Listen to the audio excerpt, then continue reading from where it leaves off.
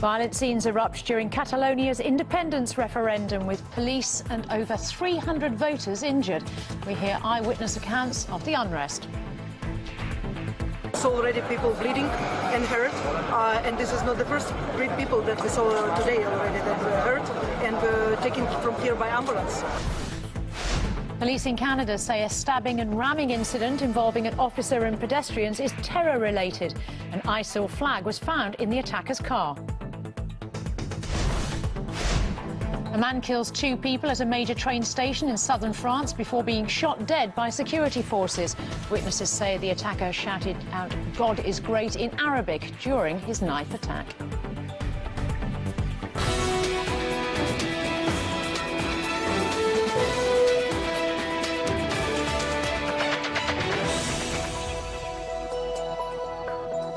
You're watching RT International live from Moscow. I'm Kate Partridge. Thank you for joining us. Catalonia's independence referendum is now well underway, but has been marred by numerous scenes of violence. 337 people have now been injured in clashes with military police, according to Catalan authorities.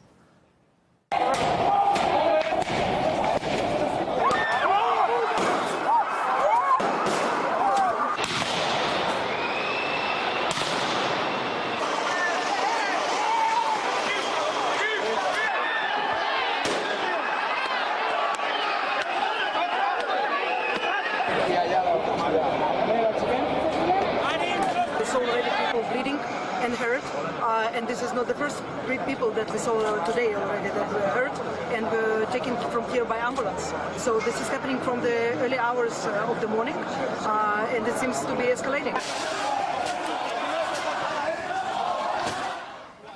The Spanish Civil Guard officers have been forcing their way into polling stations across the region. They've broken down doors as activists inside tried to prevent them from entering, with a number of people being dragged away. Well, the police have been using rubber bullets to disperse the protesters. This sort of munition is used worldwide and deemed non-lethal. However, the use of rubber bullets is associated with cases of blunt injuries to the brain, ruptured organs, as well as the penetration of the abdomen. Heart and lung injuries have also been reported over time. These could lead to consequences as serious as permanent disability and even death. Well, a Spanish government official has tweeted that police actions are professional and proportionate, but some think the videos emerging suggest otherwise.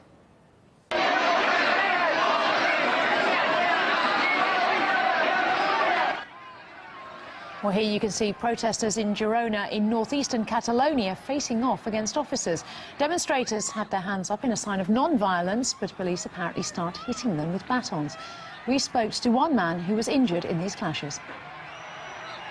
We thought they would be trying to take off us from the polling stations. We never thought that there would be such a violence from the police. They hit us badly, all people, kids. It's been simply unacceptable. We were singing and we sang no violence. We sing we just want to vote. We sing we are all friends, and they hit us with the claps. It's been terrible. Many people crying.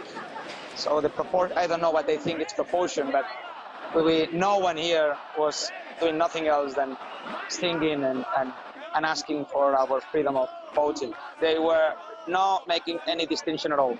They were hitting everyone. They were not looking at anything. Well, another video from Catalonia shows police jumping on and violently kicking protesters, as well as dragging the activists out of a polling station. Our correspondent Medina Kochneva was at one of the voting stations in the Catalan capital. People over here in Barcelona never expected such a violent approach. People are in shock, really. We've got a lot of people here in this neighborhood, very close to the polling station that is still operational. Now, people are still trying to vote here, but we do know that just 2 blocks away, there was another polling station, another building of the school that was just basically raided by police forces. And police forces used force, and they were violent, and We spoke to several students who managed to run away from that school, and they're over here now. They told us that police forces arrived and they moved real quick and they pushed people out. People tried to lock themselves within the school to protect the building of the school, so they broke the windows on the school and they got inside and they tried forcefully to remove people out of the school, and they were removing them by their hair, and they pushed an elderly woman out. So it went tense and violent real quick. What's happening right now is that we expect police forces to arrive. Crowds are getting bigger and bigger here by the minute. We know that a lot of people came over here from the school that was just raided by police. There are a lot of students, a lot of young people here. There are also families with children. We see a lot of elderly people and everyone. We can feel fear within the crowd, and people expect police forces to arrive, but they keep telling us that they are determined to vote, and they're determined to defend their democratic rights, and they're determined to stay here and protect the polling station. This country has been mobilizing for the last many years just with this objective, to be able to express ourselves and to say what do we want for this country for the future. It doesn't matter that it's raining all night, etc., because we love democracy. We want to vote. We have needed to do extreme actions such as sleeping in school, such as coming here, hundreds of persons at 5 o'clock in the morning standing.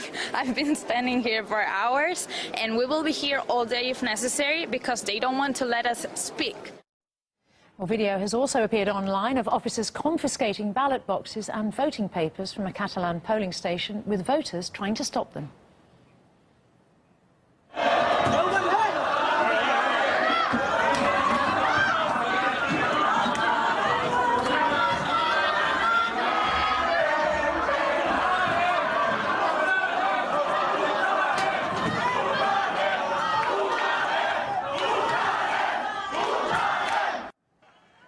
Well, these are pictures of police taking the ballot boxes away. You can hear people in the background heckling the officers.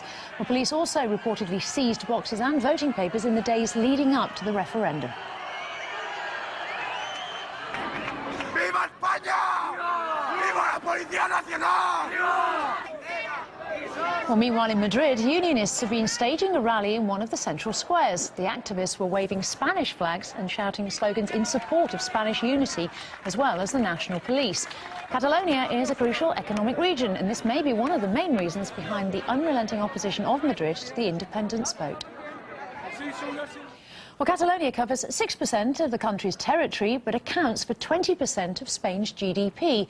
The region is also responsible for more than half of all investments into startups, and almost a quarter of Spain's foreign tourists go to Catalonia, which is a key reason why Madrid is keen to stop the referendum.